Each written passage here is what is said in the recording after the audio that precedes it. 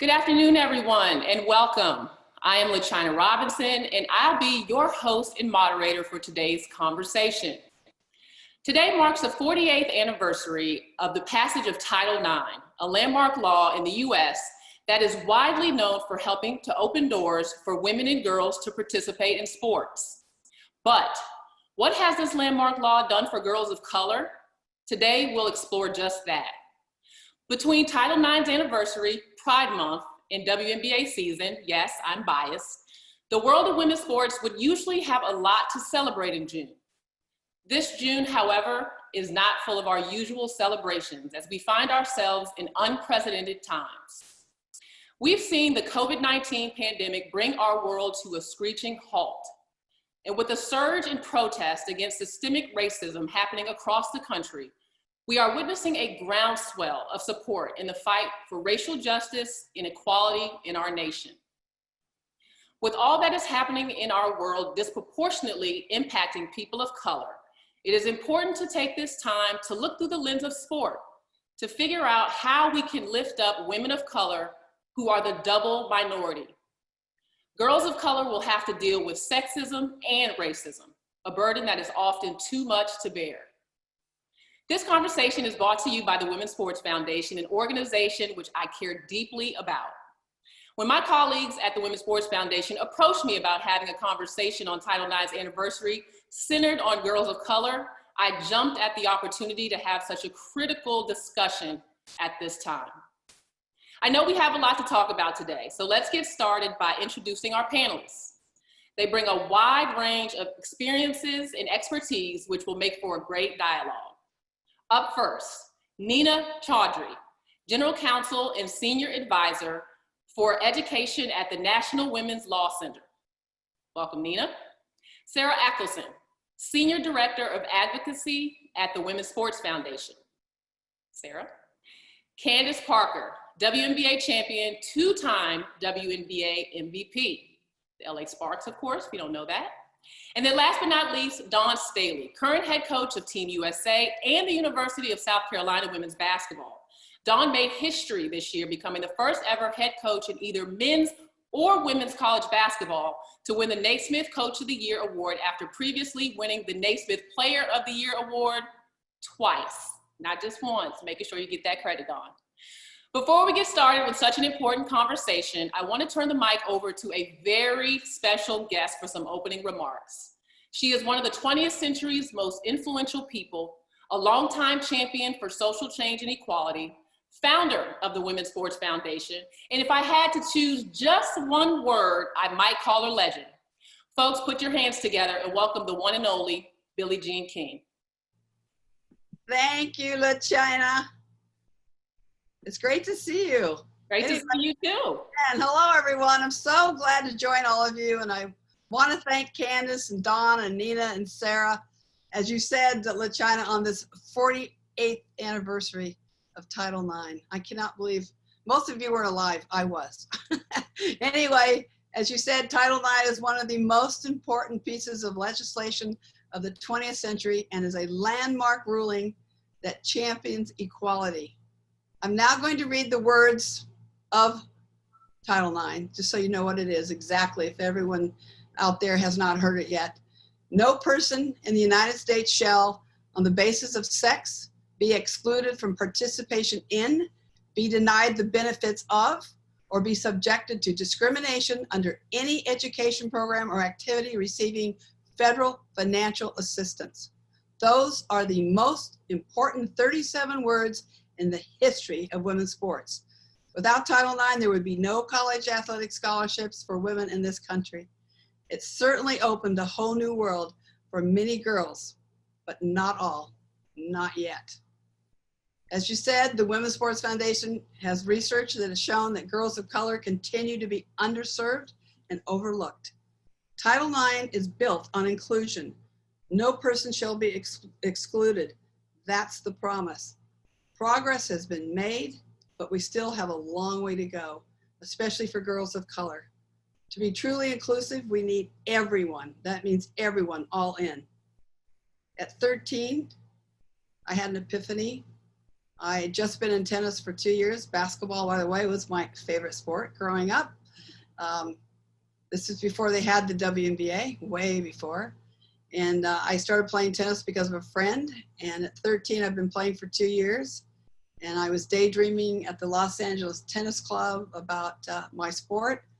And I realized at that time, everybody wore white shoes and white clothes, played with white balls, and everybody who played was white. And I asked myself at 13, where is everybody else? Where is everybody else? So that is the moment that I promised myself I would fight for equality the rest of my life. And that's why here we are. And that's why I founded the Women's Sports Foundation in 1974, to be an ally, to advocate and be a catalyst for tomorrow's leaders, to be a guardian of Title IX for women's sports, and also to have money for local programs. But we want to enable girls and women to reach their potential in sport and in life. All girls, all women, all sports. How can girls and women reach that potential if they don't have the means, the access, or opportunity? Our society wins when everyone is equally heard, valued, and given the access and the opportunity to realize their full potential. Girls of color deserve every opportunity as any other girl in our society. Color, race, gender, sexual orientation, disabled, it doesn't matter. It starts with listening, learning, and leading. Listen, learn, lead. That's why we are here today with this incredible panel to listen to their perspectives and learn from their experiences. This new generation is coming of age, and I am hopeful we will continue to commit to the global groundswell, raising their voices to fulfill the promise for all. LaChina, it's back to you. Thank you so much, Billie Jean. And on such an important day, I just want to thank you for all that you have done in the fight for Title IX. I personally am one of 15 children, and only 2 of us have graduated from college. I know personally that my access to a college education came about only through involvement with sport and Title IX. So thank you for your hard work and your leadership. Thank you. All right, for those of you watching through Zoom, please feel free to submit your questions in the Q&A feature. We will try to get to them at some point in this discussion. Also, if you are posting or tweeting about this, use the hashtag #EquityProject when sharing your thoughts, or our panelists' thoughts, because I think we're going to have some good ones coming from this group today. And for our panelists, we want this to be an open conversation, so feel free to jump in where appropriate. All right, so let's go ahead and get started. Sarah, you are one of our Title IX experts on the panel, so just refresh everyone's memory by giving us a crash course on what the law is. Sure, and first and foremost, LaChina, I just want to say, from everyone at WSF, thank you to everyone who has tuned in today, and to you, LaChina, and my fellow panelists. We're just so excited to have this conversation, and I'm sure it's going to be truly engaging. And thank you, Billie, for joining us. It's always such a privilege to work every day to help realize your vision for WSF and for equality in sports. So Billie just read the law to us. It's 37 simple words. It was passed in 1972, and it very succinctly prohibits sex discrimination in educational institutions which receive federal funds. And that includes sports, because in the US, our sports experiences are tied to our schools. So when we look at Title IX and athletics, it really covers 3 main areas. It covers participation, and there are 3 ways that a school can comply with that portion of the law, and I won't get into the weeds too much on that, but there are 3 different ways that a school can comply with equitable participation opportunity for boys and girls. The second area is treatment and benefits, that schools have to provide equitable benefits and treatment to their male and female athletes. And I should mention that Title IX is a total program law, which means that we're not comparing sport by sport. So we're not comparing what boys basketball has to what girls basketball has, but we're comparing what do all of the boys have at that school and how does that compare to what all of the girls have at that school. So looking at that treatment and benefits, that's what we call the laundry list, that covers things like facilities, uniforms, transportation, all of the other things that tend to go into a sports experience, that's included there. So you expect schools to treat all of their student athletes equitably. And the third area is around college scholarships. And so this is about athletic related financial aid. So college athletic scholarships that schools need to provide athletic scholarships equitably. And what that means is it needs to be very similar in breakdown to what the athlete population is. So if you have 55% female athletes, you would expect scholarships to be very close to that 55% in terms of the dollar amount when it's broken down. And so we've seen pretty much an exponential increase in opportunity for girls in sports since the passage of Title IX, but it's important to note that girls across the board still don't have equitable opportunities in sports compared to boys.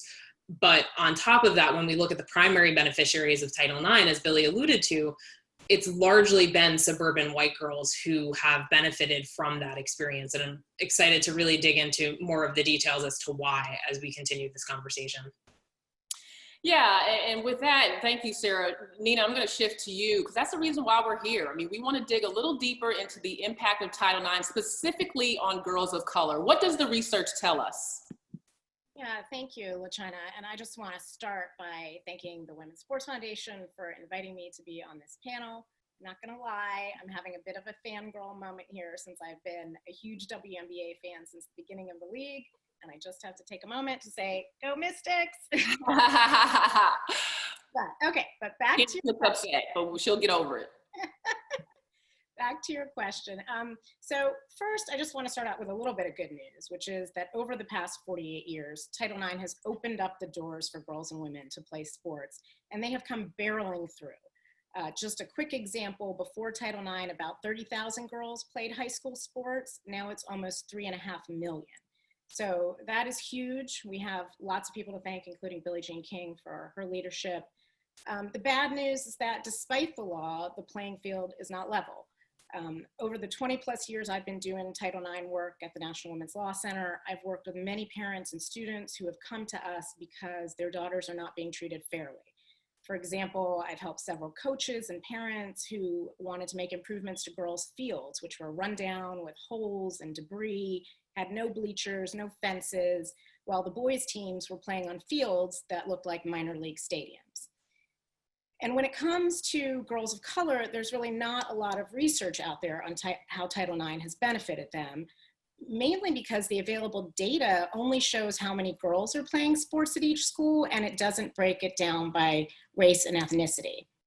So a few years ago, we co-wrote a report where we used a new research strategy and looked at schools where the student body was either 90% or more white or 90% or more students of color.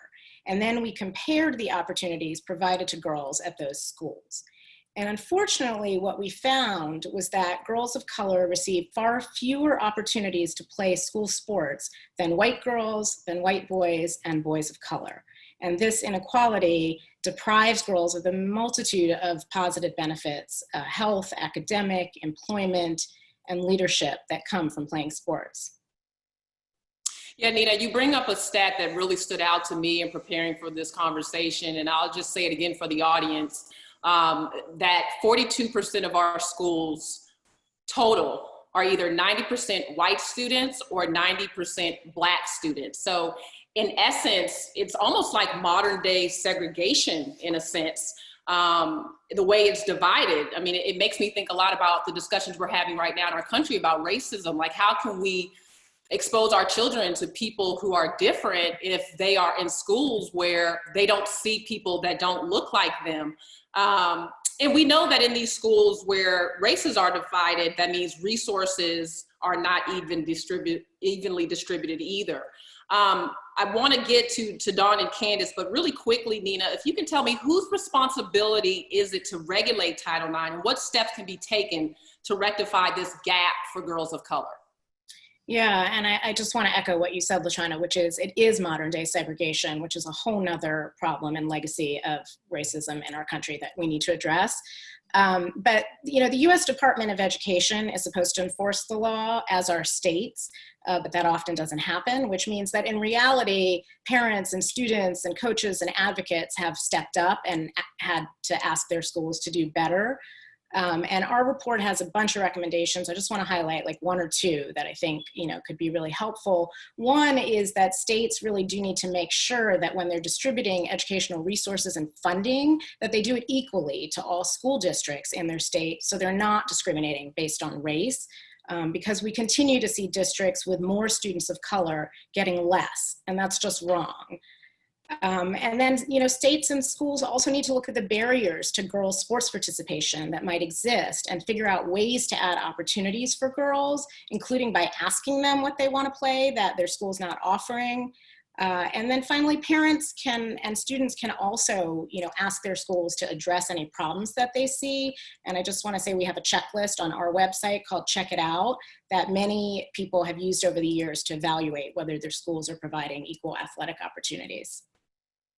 Thank you, Nina. To that point, we are on this panel today going to talk about some of those barriers. We know that Title IX regulation has to be better, but also today we want to bring awareness to some of those barriers, inequities that girls of color face, reasons as to why they aren't reaping the same benefits of sport participation as white girls. One thing we have heard often, I've lived it, and we'll talk to Dawn and Candace now about this, but you hear it even more frequently in low-income neighborhoods, is that there's no team for the girls. Reasons: lack of interest from the girls, not enough money for the girls after you start the boys team. Dawn, when you were young, were there always teams for the girls and when you were coming up, and how did that either encourage you or discourage you from participating in sport? Well, coming up, no, there weren't any girls teams. I just picked up all sports playing in my neighborhood in the projects in North Philly, Raymond Rosen. And I think as a people, we are resourceful. And maybe that's why the numbers, we can't quite get the numbers correctly on Black people, is because we find a way. I found a way to play with the guys. And I didn't really know any different because I was doing what I felt was in my heart playing. I played football, I played baseball, I played softball, I played track. We had someone in my neighborhood, his name was Skin Tight. Skin Tight put on like Olympic sports. We painted a track in this big field that we grew up in. So we're really resourceful. I didn't have anybody, I didn't see anybody on television to look up to. There was the NBA, so my dreams were to play in the NBA. But I don't feel like I was robbed of anything looking back on it. But now that I sit where I sit, you know, if girls had to go through what I had to go through, and maybe there are some in some pockets of the country, that's why the numbers are down, because we can't find all girls opportunities. So, I mean, I was one of the fortunate ones that I didn't let it limit the amount of time that I put into my sports growing up. And Dawn, when you look to your left and your right during the time when you were hanging out with Skin Tight and the crew, were there other girls with you in that football, in those spaces? I was the only one. And you know, when you're the only one, it comes with a lot of persevering. It comes with a lot of ridicule because you know, you don't look like them and they don't want you there. My brothers didn't want me hanging out with them when they were playing sports because they just felt like it wasn't a place for girls. And luckily, just where I grew up, I grew thick skin. That didn't matter to me. What mattered to me was, you know, me being able to legally live out my competitiveness in a way that made me feel good and made my parents proud of me. Candace, we always hear those stories from women athletes. I played with the boys because there wasn't a girls team. What was that like for you versus what's now available for your daughter, Layla? Well, first and foremost, I grew up in a family that treated us as kids. my parents didn't have different curfews for me and my brothers. They didn't have different expectations for myself and my brothers. And so early on, I grew up going to the park with my brothers and my family. And I was exposed to so many different sports. Fortunately, I lived in I lived in Naperville, Illinois, and at the time it was voted the second best place to raise kids. They had, levels of sports, different sports, all that stuff. So I was exposed to soccer, volleyball, basketball. But I will say in recreational sports, I started off playing as one of only probably one or two girls on an all boys team for YMCA. When we'd go to the park, of course, I'd be picked last the first time I would go, and they wouldn't want me there. And in 8th grade, 6th grade, 7th grade, when we were playing basketball at our school, we got the boys' uniforms that they used before. And so I do think once I kind of stepped out into the real world and saw outside of my house that like girls are treated differently than boys, then it became something that I definitely noticed growing up. Just in terms of access. And then in terms of Layla, being in California, it's all about exposure. There's a number of teams that she can play for at the AAU level or with basketball. But my main thing as a parent is I want to expose her and have a balance of, yes, playing team sports, but also creativity. Dawn Staley, if you watch her play, she's creative because she played. She wasn't with a trainer all the time dictating moves at cones. Like, she was creative because she played, she freelanced, she did things like that. So for me personally, I would like to see more young girls at open gyms and things like that, like have an all-female run or something like that, because I think that's just as important as having organized stuff as well. Yeah, no doubt. And then just listening to your story and Dawn's story, just keeping in mind that you two are success stories in this. If Dawn was the only one in that scenario, imagine how many other little girls in her neighborhood did not come out and were at home. And for you, if your parents, which are a key component of this, which we'll talk about, had not exposed you, where would you guys be today? Sarah, what can parents do when they're told that there's not a team for the girls? And in particular, obviously, low socioeconomic neighborhoods that run into this issue more frequently. Yeah, so when we're looking at school sports, right, because that's where Title IX applies. Title IX applies to school sports, not necessarily to the community programs. And I think we'll touch on that a little bit later in terms of access at the community level. But let's say you're interested in a sport, your daughter is interested in a sport, and the school doesn't offer that. The first step is to really assess what's going on at that school, understand what that landscape looks like. Is the school offering equitable opportunities for boys and girls at that school in the athletic program? Nina mentioned that the Law Center has a checklist, the Women's Sports Foundation has resources as well, but really it's about understanding what is available to the student athletes at that school. And then if you feel like it isn't equitable, right, if there are inequities at the school, then you want to try and advocate for change. And so what I would recommend is that reach out to the Women's Sports Foundation. We are here, our advocacy team is here to help parents, guide them through the process, act as a sounding board, provide resources, and make sure that folks understand the law, that you're educated on the law, and you understand how to take action. And so it's everything from, advocating on the ground within the school district, asking for opportunities, making sure that coaches and athletic directors are educated on the law, because all too often we see that they aren't even educated, so they don't even fully understand what's required of them by law, right? So there is that option to work internally within the school district, but then if that doesn't work, there are options like filing a complaint with the Office for Civil Rights, which Nina mentioned earlier, or a lawsuit, but that can be timely and expensive. And so really it's about advocating on the ground for gender equity and informing schools of what the rights are for the girls in that area. And to your point, which is a good one, we are talking about what the school makes available. And really quickly, before we shift to another topic, Dawn, of those sports that you did play or had exposure to through non-traditional ways, how many did you actually play in school? Other than basketball, I played one other sport, which was softball. Mm-hmm. I wasn't really down with wearing the volleyball outfit, so those were the only two, softball and basketball.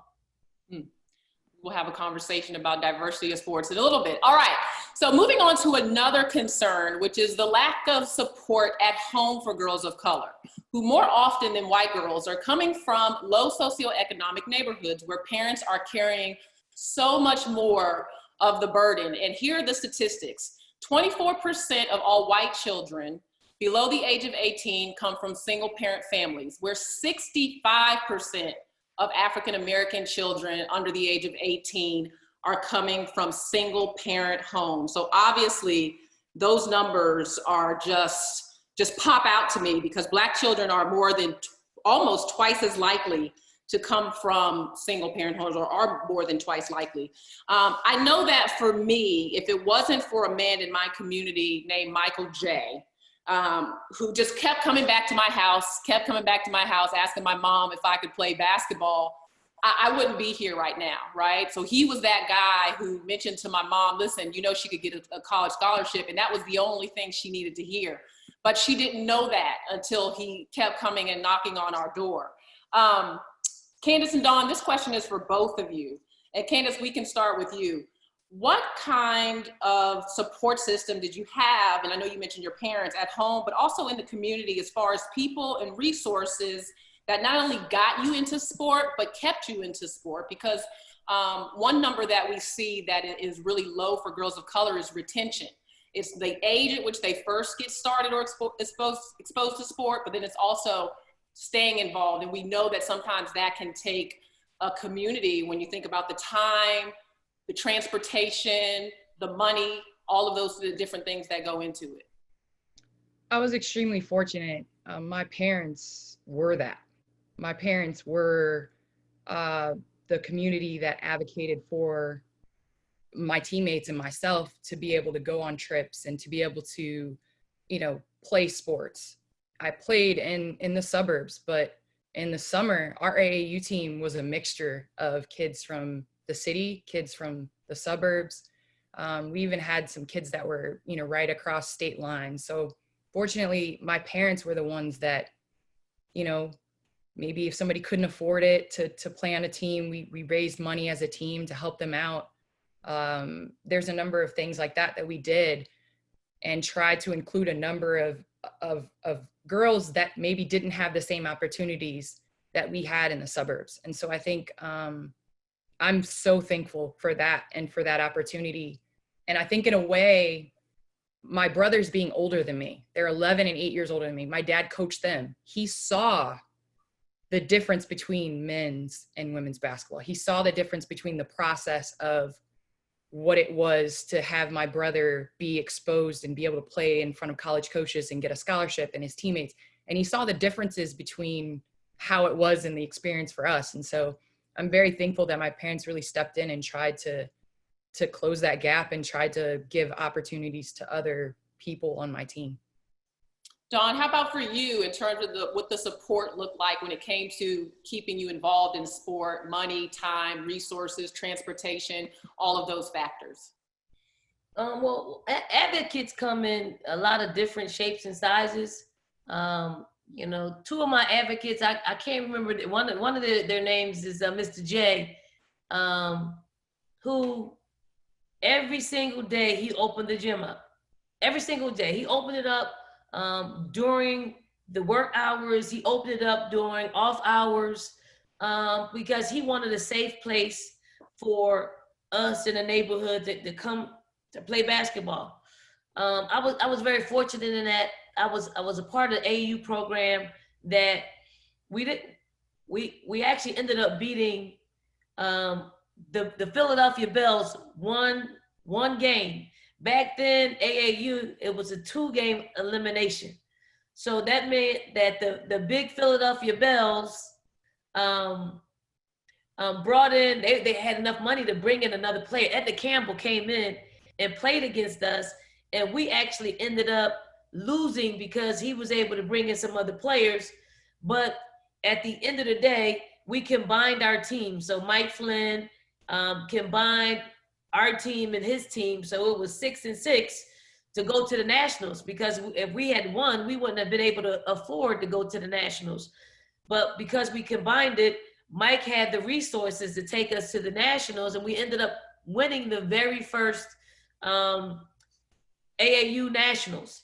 So, you know, I have to give Mike Flynn credit for, you know, being able to see the talent that was on our team, as well as combining it with the talent on his team. And that's probably the very first time that I played with anyone other than Black teammates. So it was incredibly encouraging, because I learned about another culture.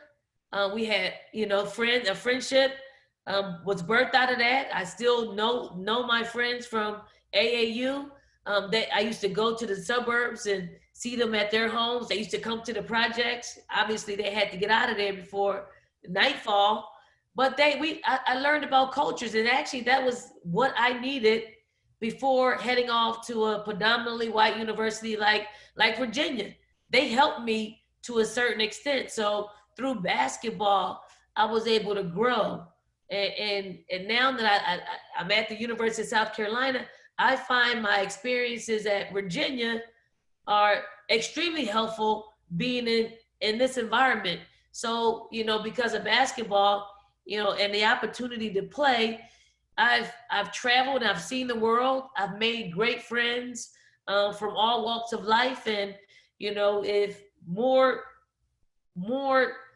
girls in my neighborhood were able to pick that basketball up, we could have done it together. But instead, I'm here sharing my journey, and hopefully my journey will allow another little Black girl who grew up like I grew up an opportunity to see the world, to participate in Olympic Games, to coach an Olympic team, to graduate from college. All of those things were birthed because of my ability to play basketball and given the opportunity to play basketball. So if you were another young Black girl from Philly who maybe wasn't as good as Dawn Staley and maybe didn't get picked up by the Philly Bells, what would have been your interaction with white boys and girls or men and women had you never took those steps and eventually made it to Virginia? Zero. I mean, my neighborhood was, maybe we had one resident, a white family. And I actually remember we called him White Mike, because it wasn't an offensive thing, but it was just, you know, we had Mikes in the neighborhood. So he ended up being White Mike. Great family, enjoyed them. But you know, Mike was like, his family were like us, poor, didn't have a whole lot of, you know, opportunity. We made opportunities. We made it. We cut out the bottom of milk crates. We got nails and we put it made a wooden backboard. We nailed it to the electrical pole where it was safe. And as Candace was just mentioning earlier, you know, I had a mean bank shot on a crate rim. So again, I just would encourage everyone, if there aren't any organizations, all girls, we're creative beings. Be creative. Don't let anyone dampen your dream or prevent you from playing a sport, because there are so many life lessons in sports that if you rob yourself of that space, you're shortchanging your life and what your life could be. Mm-hmm. Thank you for that. And shout out to Candace as well, because I was one of those young girls that your parents would have been paying for on the team. Because if it wasn't for the collection plate, my mom was like, this ain't you think. Let me clarify. My parents were paying for them. We were helping to like raise money and I was an annoying child knocking on the door, trying to collect for a book that probably wasn't going to come. Like that was us. Yeah, so okay. let me clarify. I'm much older than you, so you know rules are different. But we were the collection plate crew, and I was getting a ride to every practice. So I definitely was that one that was just lagging on. Sarah, whose responsibility is it to recruit girls of color to play sport and to educate parents on the availability of programs for assistance if they need it? So I think the first thing to say here, right, this is on all of us. This is a systemic issue, and it truly is on all of us who are involved in the sports world, in girls sports, to make sure that girls of color have opportunities. But we really need to build the pipeline, right? We can talk about Title IX and how it's shortchanging girls of color, but if we don't build that pipeline at the community level, even if best case scenario, when Black girls of color get to high school and there are opportunities there, if they've never played the sport before, right, what are the chances that they're going to go out for that team? What are the chances that they'd make the team if they went out for it? So it's making sure that we build that pipeline, and part of building that pipeline is educating parents, making sure parents understand the importance of sports, right? The health, social, educational benefits that girls receive by being part of sports. And once they understand that, hopefully that they're more willing to prioritize that sport experience for their daughters, because sometimes what we see is that parents will prioritize sports for their sons, but not necessarily for their daughters, right? So it's understanding that full picture of what are the benefits your daughters are getting by participating in sports, and making sure that they understand that and allow the girls to prioritize that and prioritize that for the girls, right? Yeah. But it's also about finding girls where they are. You know, whether it's, you know, opening up the gym in the community so girls can access it, if it's finding other things that girls are interested in and recruiting them from those activities and clubs that they're already involved in, and finding out what they're interested in, right? It doesn't matter if you're offering a sport if it's not what the girls in that particular community or that particular town are interested in. So it's reaching out to girls, finding them where they are, you know, offering opportunities and making sure that the parents understand the importance of it. One story comes to mind that Women's Sports Foundation has a Go Girl Go curriculum, which serves to get underserved girls active and introduce them to sports and physical activity. And I had a community program leader who was talking to me and telling me how he used it. He convinced parents to let the girls come to Go Girl Go, because in Go Girl Go, it's a curriculum that has stories from high profile female athletes, right? So it gives role models. He sold it as a reading program to the parents to try and sell it as education, right? They're coming to reading. We might do some sports also, but like, we're reading. This is an educational experience. So find a way in and find a way that communicates the importance to the parents and allows those girls to come in and start participating. And for community programs that already exist or are thinking about adding sports, look to the Women's Sports Foundation. We have our Sports for Life initiative that we started in 2014 with ESPNW, and it is established to either create or expand opportunities for girls of color, so Black girls, Hispanic girls, and so far has reached 162 community organizations across 32 states, with nearly $2 million in funding and grants and more than 60,000 girls in 50 sports. So there are programs out there that are serving predominantly girls of color. And on top of that, there are opportunities for funding from places like the Women's Sports Foundation that would allow communities to start adding more opportunities for girls. So really adding opportunities, making sure that girls are aware of them, and offering the opportunities that girls are interested in.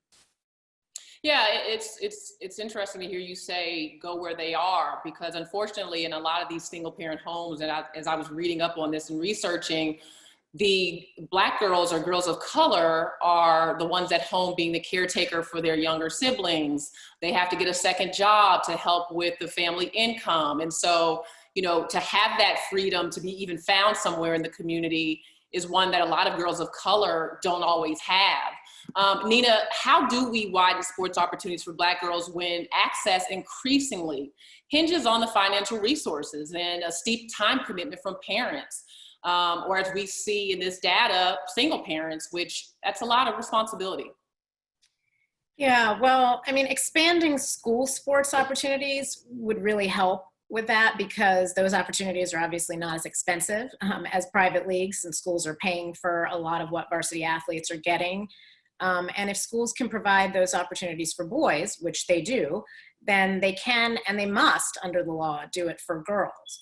So this is where we've seen Title IX and other civil rights laws be really helpful tools. I've seen a lot of people, parents and community advocates and coaches, get schools to do what they're supposed to by using the law and the facts and pressing for change. I've also seen some school districts partner with college or professional female athletes, for example, to help girls have more role models, take some of the pressure off parents, right, to do it all. One example, I worked with a good Title IX coordinator years ago at DC Public Schools who got a WNBA player from the Mystics to go talk to girls in the schools about the benefits of playing sports. They weren't having as many girls come out for teams as they wanted. And a lot of it, honestly, was that some of the girls didn't know about the opportunities that were available. And having somebody like that go talk to them about, hey, this is what sports did for me. This is why it's so great. And encouraging them made a big difference. Yeah, exposure, and we will get into that in a moment. All right, so moving along, the third area we want to discuss is another space that we see a major gap for Black girls, and that is in college athletics. And I want to read a quote to you guys from Benita Fitzgerald Mosley, who was an Olympic gold medalist in track and field. She said, "There's a whole host of African-American women who have benefited greatly from Title IX. We've gotten college scholarships and college degrees. We've made Olympic teams. Track and field is an area where a large number of African-American women receive college scholarships. But in the grand scheme of things, Caucasian girls have benefited disproportionately more, especially suburban girls and wealthy Caucasian girls." These numbers right here that we'll take a look at right now speak to Benita's sentiment. And when I saw them, I was rather shocked. 56% of all Division I women student athletes are white. 21% of all Division I student athletes are Black. White high school girls are more than twice as likely to participate in sports at the Division I level than Black girls. As we dig deep, we start to see a trend that is likely connected to some of the financial and exposure issues that we discussed earlier, especially from the community and grassroots level. So let's dig a little bit deeper and look at some numbers. Sports like lacrosse, Black girls at the Division I level, 2%. Swimming, 2%. Soccer, 5%. Softball, 8%. Volleyball, 12%. So this is the participation. You take away basketball, which I believe their number was a little over 50% at the college level for Black girls, and track and field, I believe, was right around 30% participation for Black girls, which I thought would be a higher number. But this was really jaw-dropping when I saw this. So when you break it down by sport, you realize that the number of Division I female athletes that are white have a larger pool of options for college participation than female athletes of color. Dawn, how many, and I know you spoke a little bit to this in your case as a young girl, but how many of the young girls of color that you have coached have played other sports, and why do you think that has or has not happened? Very few of them. If it wasn't the sports that you didn't mention, none of them played the sports that you just showed the low numbers of African American or people of color, and I'm looking at those sports and this access. I mean, in the places that I've grown up in, we didn't have access to lacrosse, soccer. We didn't have volleyball. We didn't have access. What we had access to were things that you didn't really need a whole lot of. A basketball, you can go anywhere, have a basketball and play. Softball, you didn't really, or baseball, you didn't need gloves.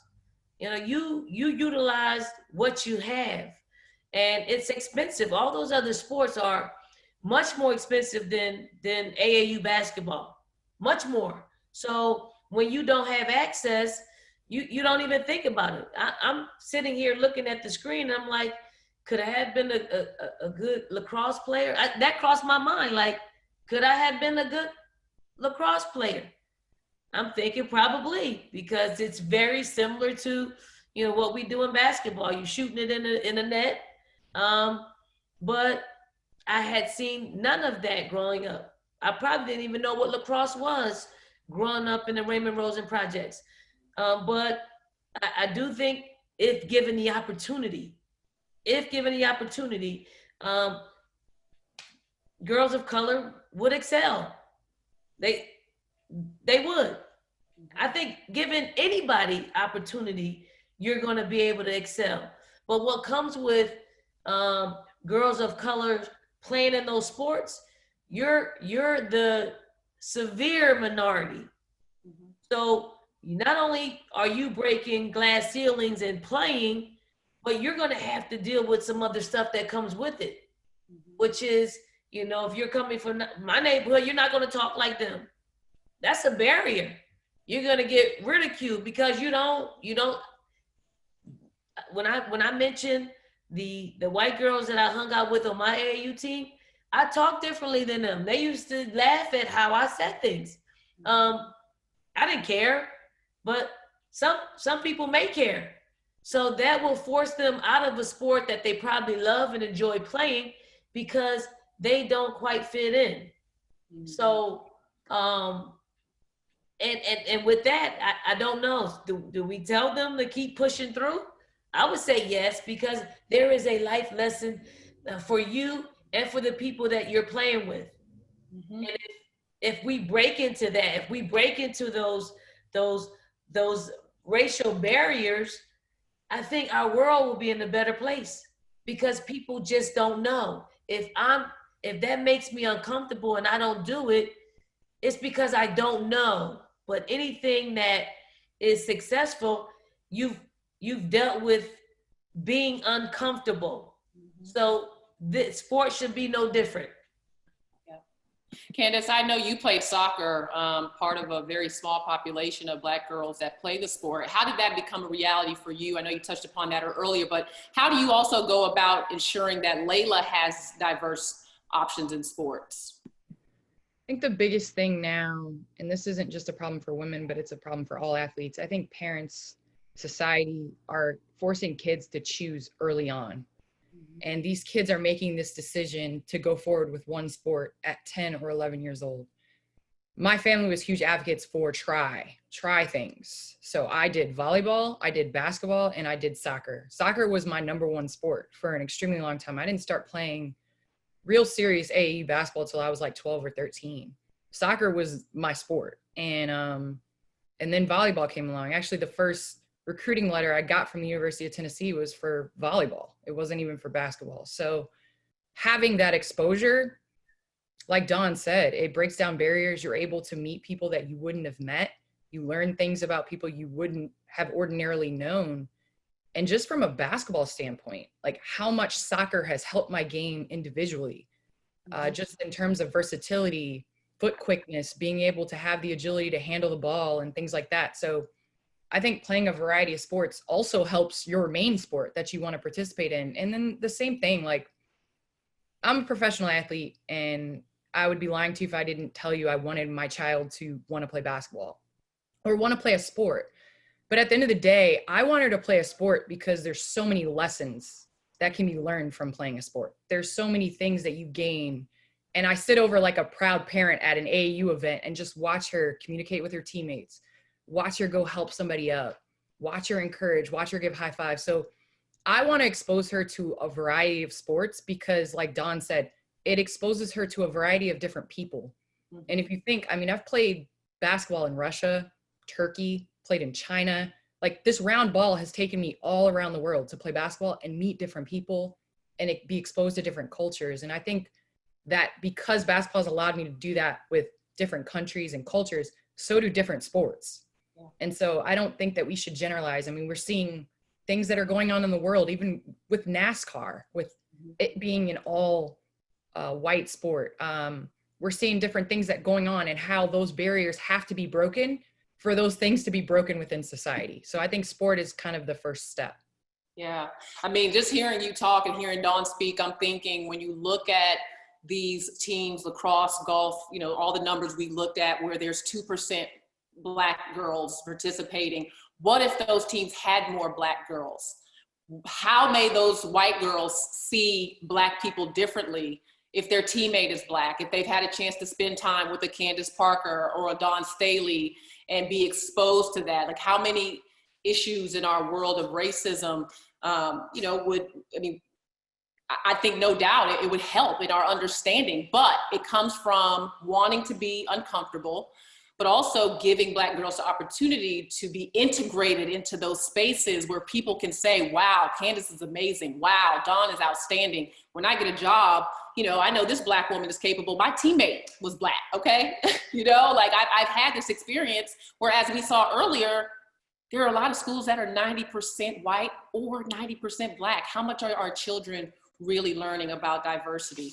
We're gonna close this one up so we can move to the next topic, but we just wanna say, when we know equipment for a sport like golf is very expensive, Dawn mentioned equipment, then there's a lot of questions like, do you have a swimming pool in your community? Is there even space for a soccer field? Access to coaches of those sports. So those are all questions that we have to continue to ask about girls that live in low socioeconomic communities, and whether or not they can actually change the percentages of these numbers based on what they have available. I'm gonna skip to the final area that may impact the participation numbers for girls of color in sport, and that's the lack of visibility of women of color in coaching and to watch them participating in professional sports. Black women are 2%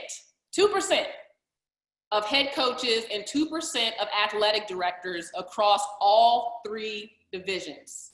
So division 1, 2, and 3, only 2% of head coaches and athletic directors are Black women, 2%.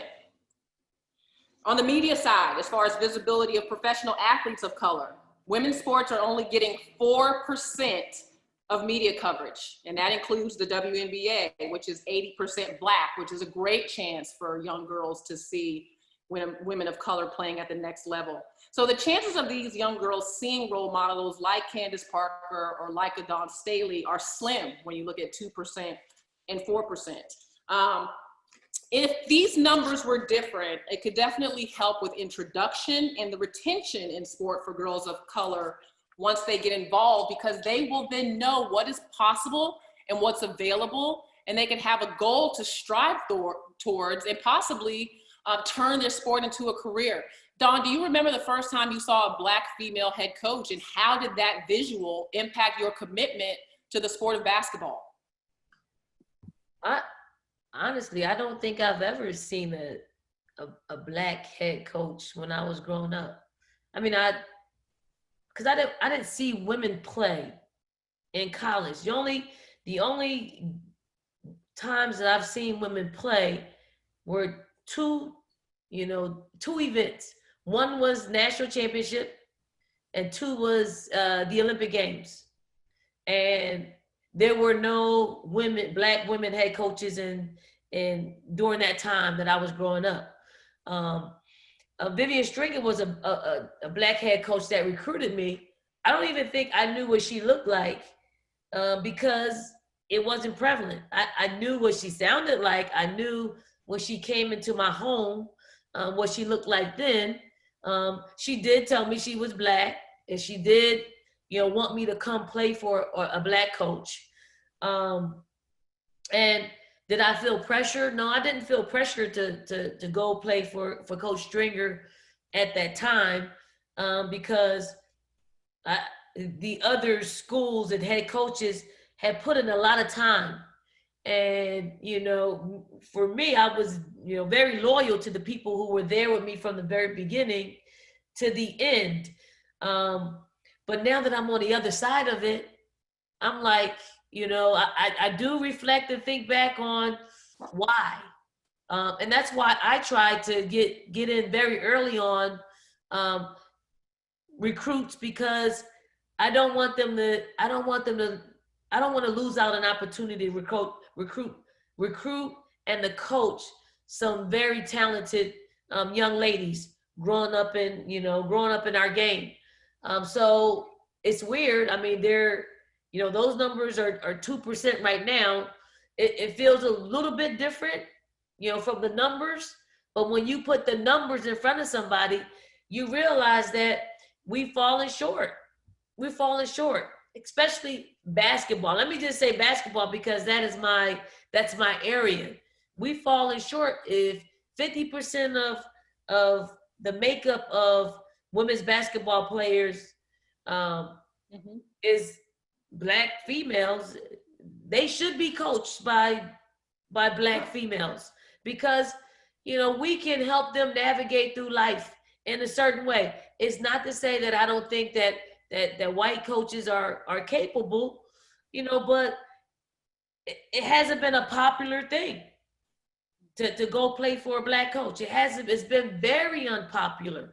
So I think for me, I have to continue the success path that we've had throughout my career. So we give other young Black coaches an opportunity, and give these ADs and the decision makers who hire a different outlook on what you can expect from a Black head coach. So, you know, do I feel the pressure of succeeding? Yes, and being successful, absolutely. Because there are more of us out there that can do the things that I've been able to do here at South Carolina because of one, I'm in. I give people access to it, but also I think I not just in the wins and losses, I think I have a connection with the community.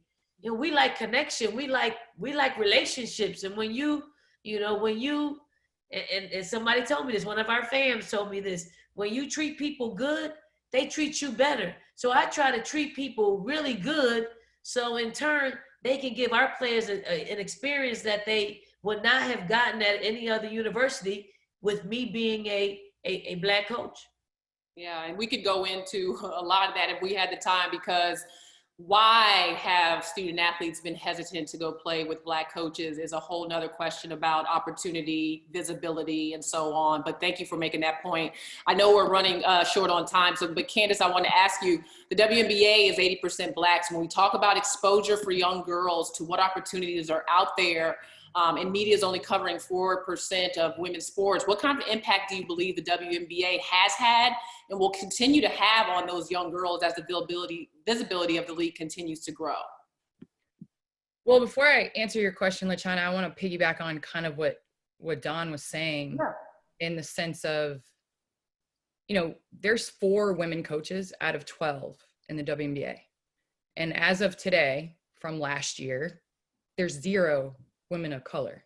So we have a league that is represented 80% are women of color. And I say it, and I'll say it until I'm blue in the face. We represent a league that is a majority of the minority. And I say that in the sense of race. I say that in the sense of gender. I say that in a sense of social economic background. I say that in a sense of sexual orientation, all of the above. And we don't reflect that in our leadership positions within the WNBA. So how can we then go out and ask other leagues and other places and other organizations to do these things and hire these people when we don't do it? Yeah. So that's a major thing. But getting back to what you're saying, the WNBA started when I was 11 years old. Mm-hmm. So I grew up playing basketball, watching other female athletes play. And it was so important. And I know Dawn played for the Charlotte Sting, and I'm sorry, but I was a Houston Comets fan, and I was raising the roof with Tina Thompson and raising the roof with Coop. I mean, when I met the team and I saw them play in '96 at the Olympics, that inspired me to want to play basketball. Like, that was kind of the building block of wanting to play. And I will say how important it is for not just young girls. It's so important for young boys to see female athletes as role models, because what comes along is sport is so connected to the boardroom. And that's where you get your credibility. That's where all of that, you learn your life skills from sport. So it's so important for people to be exposed to women playing sports and be okay with it. And it's just as important for the boys to see the young girls in that role as it is for the girls. And so I'm huge advocate for exposure, obviously women's sports exposure at the professional level. But I do think it goes to college. It goes on down to high school exposure, things like that. And I was very fortunate to play for Coach Pat Summitt, who fought for that, who fought for women equality and far before it was popular, in the same way that Billy does. And so I feel like at this point in time, we have to take a step forward. And you're right, it's with the decision makers, because the decision makers are choosing what's on television. The decision makers are choosing what's printed in the newspaper. And there has to be a conscious effort to put more women at the forefront, because that's the only thing that's going to change things. And that in itself, Candace, goes back to sport participation, right? I remember there was a statistic once about the women who were in Fortune 500 companies in leadership positions, and how so many of them could track their success back to a sports background. So we want more diversity, both in race and in gender, in those positions of leadership.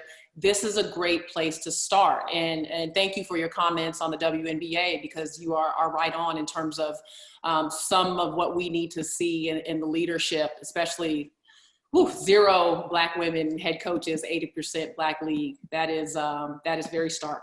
So I want to finish up here with a couple of just quick topics, and I'll start with you, Sarah. We've talked so much about the need to increase the opportunity for sports for Black girls, and we've mentioned education access. But what are some of the other benefits that Black girls are missing out on by not being counted in sport as white girls are? Yeah, and so there's so many benefits that all girls receive from sports across education, social, and health benefits. And this really gets to the why, right? Like, why does it matter that Black girls don't have access to sports? And why does it matter that girls don't have equity compared to boys?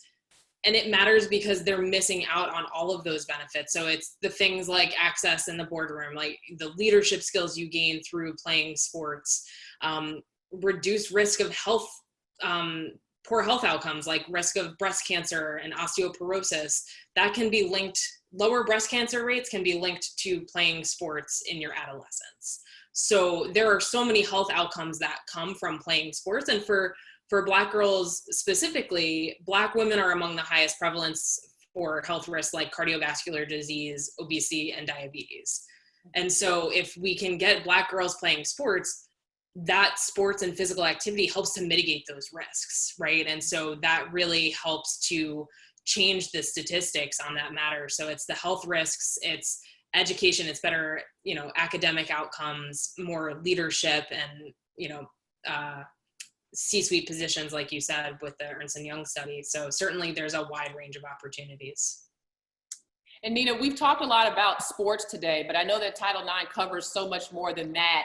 Can you touch on the NWLC's recent work and how the new Title IX rules on sexual harassment impact girls and women, but particularly girls of color?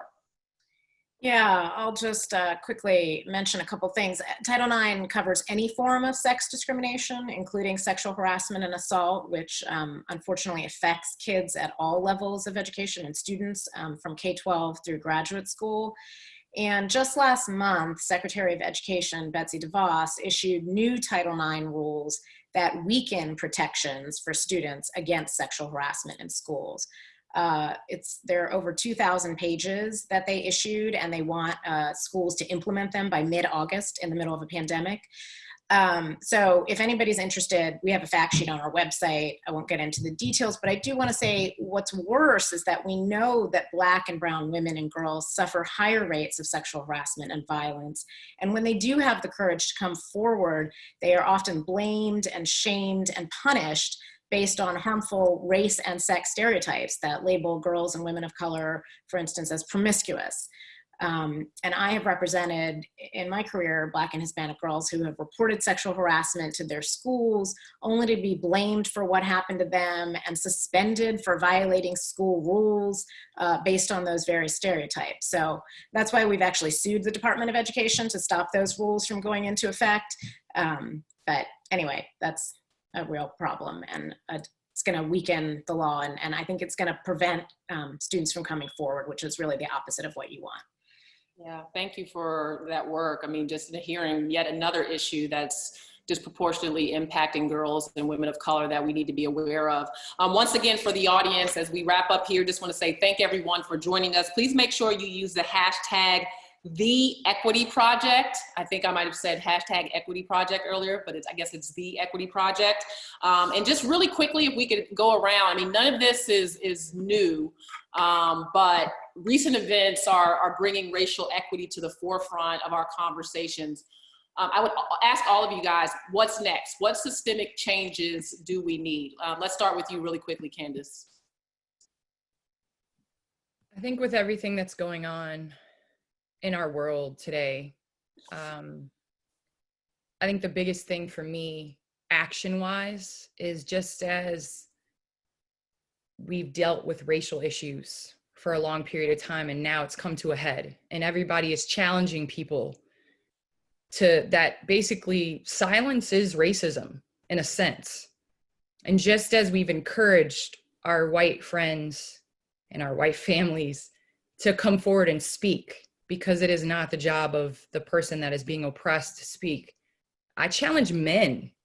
That's what I challenge. I challenge men to come forward and be that voice and be that advocate. And, you know, we lost Kobe Bryant this past year. That was a huge advocate for women.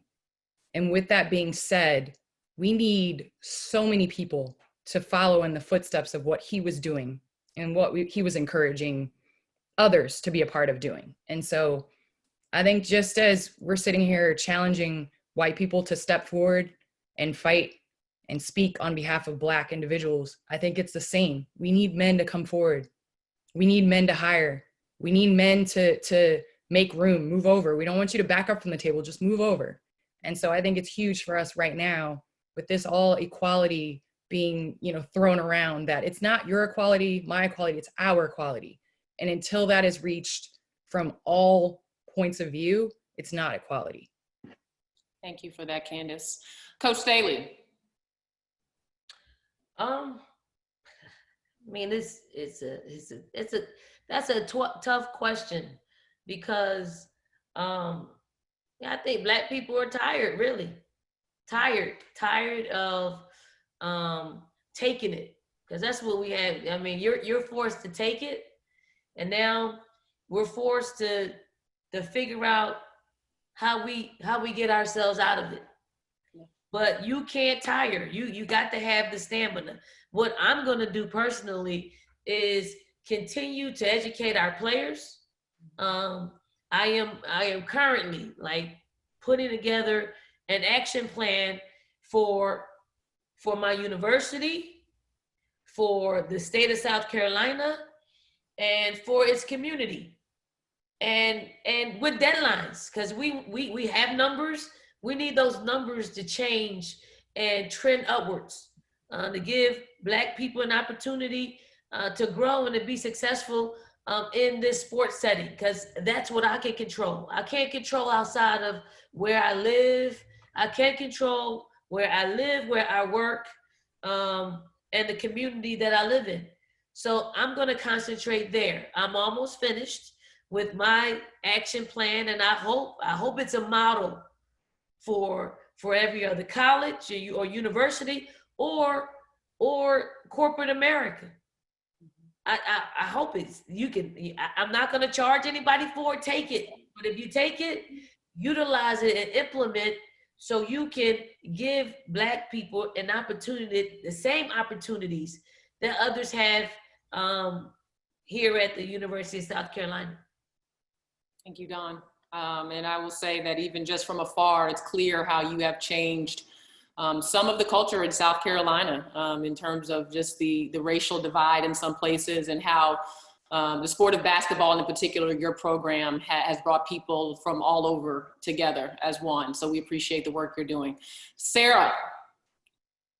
Well, I think Candace really just hit the nail on the head with what is needed, but we need to make sure that this isn't the end of the conversation, right? There's been so much focus on racial equity in our current state, but we need to make sure that whatever is next, whatever the next big story is, doesn't detract from that, and that we really stay the course on this, because, as we've said on this panel, the conversations that have been happening, around the country, this isn't a new problem, right? It's just finally getting noticed in a much bigger way. And maybe white people are finally starting to pay attention in a way that we haven't before. And so making sure that we stay the course, making sure that we keep racial equity at the forefront of all of our conversations, and that we don't focus just on one particular group or another, right? It's, if we're talking about equity for girls, it's all girls, and that includes girls of color and Black girls, and making sure that we don't lose focus on this, and that we really stay the course and work hard to correct some of the injustices that have occurred. Thank you, Sarah. And Nina. Oh, I mean, I obviously second everything that my colleagues here have said. I mean, I'll just add that I think we need to elect leaders at every level, right, who care about these issues, who enforce our civil rights laws. And we all need to demand that they do that and to hold them accountable in the ways that we have. And I also think, you know, as Candace said, it's about boys as well as girls. It's about all of us. And so for the next generation, you know, exposing them to all of the things that we've been talking about that are so important, and teaching them and talking to them about racial issues and diversity and all the things that we need to, I think is just critical. Well, I would like to thank our esteemed panel for all of your wonderful expertise, experiences, input. This has been a fantastic conversation to start more conversations, hopefully, to come from this, because our girls of color do need us. And one thing I will say is, first of all, on that front, you know, again, I grew up in a single parent home and am one of 15 children that had the opportunity to go to college. And basketball had a profound impact on my life. I would not be here without it. I would not even know where Wake Forest is without, you know, is when I was a kid, without basketball. And so continue, when you look around and you don't see girls of color, ask why. When you don't see women of color, ask why. Whether that's in your community, on your sports team, at your job, in your meetings every day, in your church environment. Who are you surrounding yourself with? Who are you having conversations with? Are those diverse groups of people? Are your children getting to know people of all genders and colors and races and ethnicities? Just look around your life, no matter where that is, in sport, in business, and continue to make a change. And I'm not sure if Billy is still on with us and wanted to have any parting words. Of course, she's the boss, so we have to defer to Billy if she has something for us. We'll wait a second. There she is. You're still with us, Billy.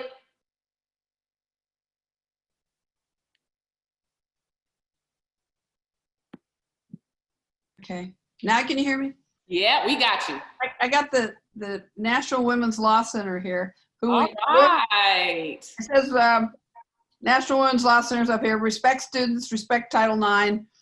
Anyway, I just want to thank everyone, but we do work a lot with the National Women's Law Center, so I really wanted to, Nina, thank you, because we've worked with you, I don't know how many years, forever. A long time. Thanks to Deborah Larkin and all that, and just that all of you, the future is bright. Listening to each and every one of you with your journeys and also your hopes and dreams, and we just got to keep moving it forward every single day. We cannot let up for one moment ever again. This is our opportunity. I'm really old, so I do have perspective. And this is the first time, I must say, I think I'm kind of just holding my breath at the same time, that this will be a systemic change. This is the moment, because it was different in the 60s. This is different. And this is an opportunity that everyone can get behind it. We have to have this change for people of color, and Black lives do matter. We have to do this. We cannot let up. So everyone's got to get behind it, because everyone's going to win. Everyone's going to win.